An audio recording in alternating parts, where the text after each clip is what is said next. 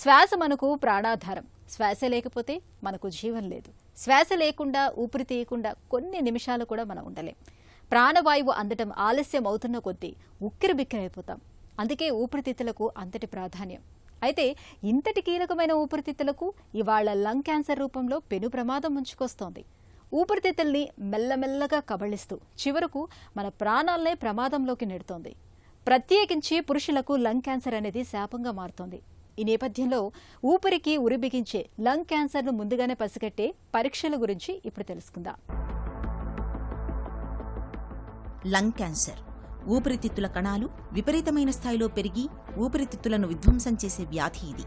మనలోని అణువణువుకు ప్రాణవాయువును అందించే ఊపిరితిత్తుల్లో క్యాన్సర్ ఆనవాళ్లు అంత త్వరగా బయటపడవు. క్యాన్సర్ను గుర్తించేసరికే చాలా మందిలో అది బాగా ముదిరిపోయి ఉంటుంది. లంగ్ క్యాన్సర్లో ప్రధానంగా ఎడతెగకుండా దగ్గు వేధిస్తుంటుంది. గొంతు బొంగురుపోతుంటుంది. దగ్గుతున్నప్పుడు నోటి నుంచి తరచూ రక్తం పడుతుంటుంది. ఉన్నట్టుండి బరువు తగ్గిపోతుంటారు. ఆకలి కూడా తగ్గుతుంది.